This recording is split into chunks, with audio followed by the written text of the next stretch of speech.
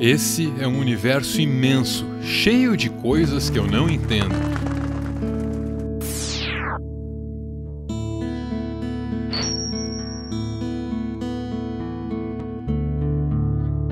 Esse episódio de Hora de Aventura é mais uma dessas coisas. No comecinho, o Jake e o Finn estão subindo essa montanha. Aí eles lembram do passado. It was right after you messed things all up with Flame Princess. Yeah, that sucked. But then we found the dungeon train, remember? That was awesome. No, it wasn't. Eu sei do que eles estão falando. O Finn zoa a Princesa de Fogo uns poucos episódios antes desse. Ele joga ela numa luta bem perigosa contra o Rei Gelado. E o que ele fez nesse episódio foi bem errado, porque ele fez essas duas pessoas sofrerem só para que ele se divertisse. Mas o Finn acaba pagando o preço, porque a Princesa de Fogo fica irada com ele, e aí ele fica numa pior. Personal things, Finn. And you use them against me. I thought you were the one person I could... I need some time alone. E é numa pior que o Finn chega no trem masmorra. Esse trem é tipo um desses RPGs online que não acabam nunca. Em cada vagão, o Finn mata uns monstros e pega uns itens. E ele fica viciadão nesse negócio, mas graças ao Jake, ele consegue encontrar a força de vontade que ele precisava para sair desse trem. I'm gonna keep playing for a while. I'll meet you back home in a week or two. Oh man, don't you see? That's just the train talking. It's got its hooks in you. No, for real. Hall of Egress começa citando esses acontecimentos recentes na história do Finn, e depois disso, as coisas ficam bem complicadas. O Finn entra nesse lugar escuro e fica preso aqui dentro. Bem no meio da sala tem esse boneco de neve, que está meio desarrumado. Você poderia achar que ajeitar esse boneco de neve faria a porta abrir, mas isso nem passa pela cabeça do Finn. Ao invés disso, ele usa o boneco para tentar quebrar a porta, e é claro que isso não dá certo. Aí o Finn descobre que quando ele está de olho fechado, ele consegue atravessar essa porta. Só que do outro lado da porta tem um labirinto. Atravessar um labirinto cheio de armadilhas de olho fechado não é fácil. Então ele faz um mapa. Só que nem todo esse planejamento funciona.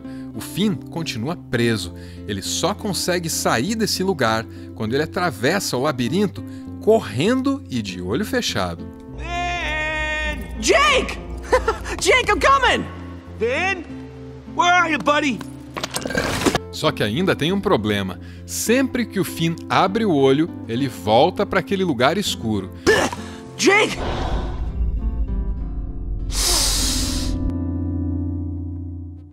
Aí ele tenta viver a vida dele de olho fechado mesmo, que é para não ter que voltar para lá.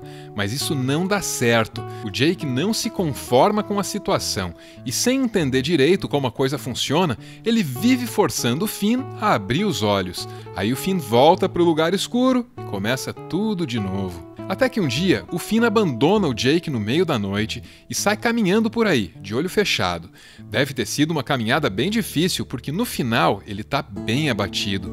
Aí o Finn acha aquele lugar escuro, sente que alguma coisa mudou e abre o olho. Agora sim, ele consegue sair daqui com os olhos abertos, aí ele reencontra o Jake. Whoa! That must have been some cave. No comment! Sem comentários. Foi assim que eu fiquei quando eu terminei de ver esse episódio pela primeira vez. Mulher mais sábia? Pergunta: você já ouviu falar num cara chamado Phineas Taylor Barnum? Phineas Taylor Barnum? Não, por quê? Esse cara viveu no século XIX e ele tinha um estabelecimento em Nova York chamado Museu Americano do Barnum. Dentro do museu, ele colocava placas como essa aqui. Peraí, essa palavra, Egress, também tá no título do episódio de Hora da Aventura. É, mas tem mais. Egress é uma palavra bonita em inglês para saída. No Museu do Barnum, as pessoas que não conheciam direito essa palavra seguiam as placas e acabavam do lado de fora do prédio. Aí, elas tinham que pagar de novo para entrar. Esse cara era meio malandro, hein? Eu só não entendi o que é que isso tem a ver com o episódio. Tudo! Se você olhar o storyboard, você vai ver que esse episódio de Hora de Aventura deveria ter uma referência direta ao Museu do Barnum. Mas essa cena foi cortada, porque ela deixaria tudo ainda mais longo e mais complicado. Eu acho mesmo que essa cena iria complicar as coisas, porque a história do museu que você acabou de me contar não me ajudou em nada a entender esse episódio. Eu queria que você me ajudasse a entender, mulher mais sábia. Tem uma coisa que você precisa descobrir sozinho. Quer dizer que você não vai me ajudar, Eu já ajudei. E a dica é essa. Tem uma coisa que você precisa descobrir sozinho. Bom, nesse episódio, o Finn tá sozinho na maior parte do tempo. E a primeira coisa que ele faz é lamentar isso. Quando a porta da sala escura fecha, ele diz: Man, not even Jake could smash through this mess. Então, é como se a partir desse momento ele não pudesse contar com os outros. Aliás, nesse episódio, sempre que os outros tentam ajudar, eles atrapalham. É assim quando eles forçam o Finn a abrir o olho. E dentro desse lugar, o Finn ainda tem esperança de que os outros possam vir e dar uma ajuda. Tanto que ele vai deixando esse fiozinho aqui para ser encontrado. Só que isso não dá certo. Tanto que no final, quando tudo falha, ele mesmo faz questão de não deixar esse fio, que é para não deixar rastro. E aí é nesse momento que ele joga as roupas dele no rio. No more egress. Egress significa saída, mas também pode significar fuga. Então, é só quando o Finn para de tentar fugir desse lugar escuro que ele consegue sair daqui. Acho que eu entendi. Eu sabia a resposta, então eu subi a montanha mais alta e fui contar pra... Mulher mais sábia, como você sabia onde eu estava indo? Eu sou a mulher mais sábia, né? Você é, mas dessa vez eu vim contar o que eu sei. Uau, conta! Esse episódio é sobre amadurecimento. A gente tenta fugir da vida adulta, mas não tem jeito. Todo mundo tem que amadurecer. Quando o Finn deixa aquele fiozinho para trás, é como se ele estivesse tentando manter um vínculo com a infância dele. Aí, o Finn desiste do fiozinho e abandona a própria identidade. É assim que ele amadurece. É assim que ele sai dessa sala. E quer saber? Esse episódio está falando de amadurecimento desde o começo, porque logo na primeira cena, o Jake lembra dos momentos em que o Finn foi imaturo e dos problemas causados pela imaturidade dele. É esse tipo de comportamento que o Finn precisa superar. Boa interpretação! E como foi que você concluiu tudo isso? Você disse, tem uma coisa que você tem que descobrir sozinho. Nesse episódio, o Finn tem que descobrir sozinho o caminho dele para maturidade. E assim com todo mundo, a gente vai seguindo pela vida, sem conseguir enxergar aquilo que a vida vai ser no futuro. Lá pelas tantas, a gente abandona a infância, e esse é um grande sacrifício, porque na infância a gente tem um potencial ilimitado. Quando a gente é criança, a gente pode ser qualquer coisa. Todas as possibilidades estão abertas. Abandonar a infância é sacrificar algumas dessas possibilidades para investir num caminho só, como o Finn. Muito bem! Você só não pode esquecer que a criança que você foi um dia nunca desaparece. Nunca desaparece? Nunca! Abandonar a infância para entrar na vida adulta é só o primeiro desafio. Depois vem outro. O adulto tem que reencontrar a criança que ele foi um dia. Isso é importante para quem quiser resgatar todo aquele potencial que foi deixado de lado em nome da maturidade. Esse cara aqui pode me ajudar a explicar. So, part of the reason you choose your damn sacrifice, because the sacrifice is inevitable, but at least you get to choose it. And then there's something that's even more complex than that in some sense, is that the problem with being a child is that all you are is potential, and it's really low resolution. You could be anything, but you're not anything.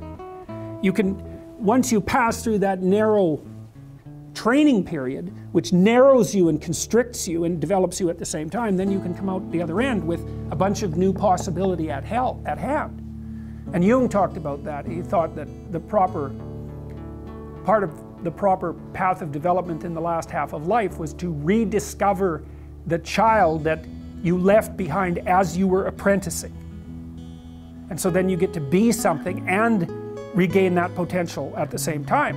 Very, very smart. Well, he was very, very smart, so that's very wise. Entendi. Ei, mulher mais sábia, falando em maturidade, será que aquela plantinha no topo da sua montanha já cresceu? Você pode ir lá ver, mas é melhor tomar cuidado. Olha, ela cresceu mesmo, mas é meio esquisita. Ah!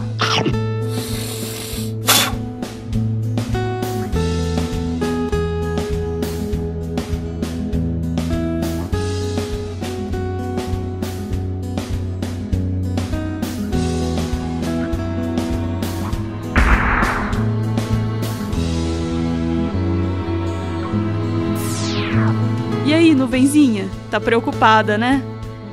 Não fica brava, nuvenzinha. Na vida da gente acontecem muitas coisas inesperadas. Ser comido pela plantinha que você esperou crescer é um exemplo, e parar num deserto árido é outro. Mas quem puder sobreviver aos acontecimentos inesperados vai ser moldado por esses acontecimentos. Vai ficar melhor e mais forte. Isso também é amadurecimento. O mundo molda a gente para que a gente molde o mundo.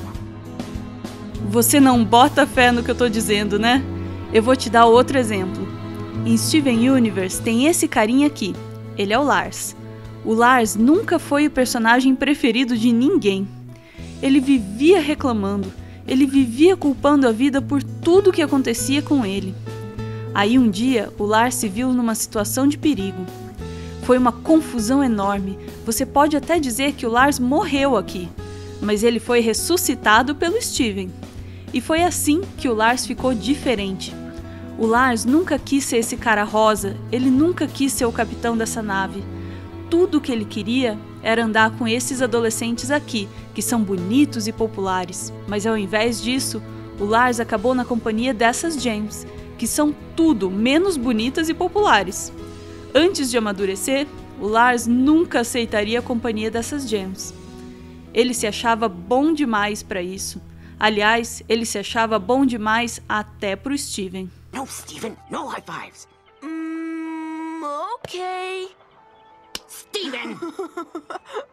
Mas aí, com o tempo e a maturidade, o Lars vai melhorando pouco a pouco.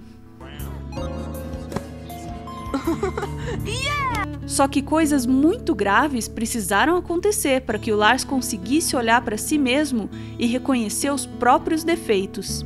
Why do you think I'm capable of anything? You think I can do all this stuff, but I can't. I can't because I'm Steven. I'm just afraid. I've always just been stupid and afraid. Foram as dificuldades que fizeram o Lars ir disso para isso. Quando o Lars amadureceu e ficou mais confiante, isso não foi bom só para ele. Isso foi bom para todo mundo que estava em volta. Porque amadurecer significa entender que função a gente deve desempenhar no mundo. E ninguém consegue entender o seu propósito sem enfrentar a adversidade. Tá entendendo, nuvenzinha? O deserto vai fazer bem pro seu amigo. Acho que você ainda não se convenceu. O exemplo desse cara aqui pode te ajudar a entender melhor. Esse cara era um militar. Um dia, ele sofreu um acidente muito grave e machucou a coluna. Disseram que ele nunca voltaria a andar. Como ele ficou paralisado, ele teve muito tempo para pensar nas próprias dificuldades e em como essas dificuldades mudariam a vida dele. E sabe o que ele concluiu, nuvenzinha? Ele concluiu que a adversidade é uma bênção. Adversity is a natural law, and like the law of gravity, it doesn't really care about your opinion when you try to lift something heavy. If you're not able to lift the weight, hey, that's not adversity's problem. Adversity is the drill sergeant yelling in your face the minute you step off the bus at basic training. Adversity is the martial arts instructor who humbles you whenever you act without honor, respect, and discipline. Adversity is also the parent who grounds you when they catch you trying to sneak out of the house at midnight. Or perhaps when they catch you when you sneak back in. And like all of these examples, at the time, adversity seems incredibly harsh and almost ruthless. Adversity forces you to drop everything else you're doing to give it your full, undivided attention. Adversity shows up unannounced at the most inopportune times, without apology. Adversity couldn't care less about what you want. It doesn't give a damn about your feelings. And adversity doesn't take no for an answer. Frankly, it feels like adversity hates you. And it does. It absolutely does hate you. But it only hates a certain part of you. What part of you does it hate? The weak part.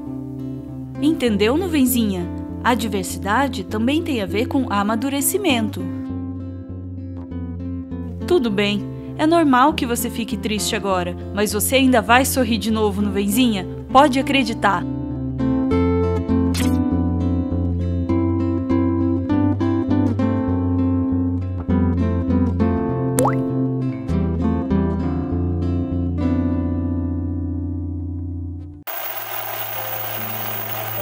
muito obrigada a todo mundo que tem feito parte do processo de amadurecimento desse humilde canalzinho. Ah, Bia, muito obrigado pela capivara. Pode ter certeza que ela vai aparecer mais vezes. Valeu! Muito obrigada aos nossos apoiadores. Sem eles, esse conteúdo não teria a menor chance de vencer as adversidades. Muito obrigado, Bruno. Muito obrigada, Thiago Nunes. Muito obrigado, André. Muito obrigada, Winnie. Muito obrigado, Catarina. Feliz aniversário, Catarina! Muito obrigado, Luiz Felipe e Cíntia. Muito obrigada, Thiago e Thaís. Muito obrigada, Victor. E muito obrigado, João Paulo. Saca só, o João Paulo fez os fungos desse frasco aqui escreverem o nome do nosso canalzinho. Meteoro é cultura. Cultura de fungos.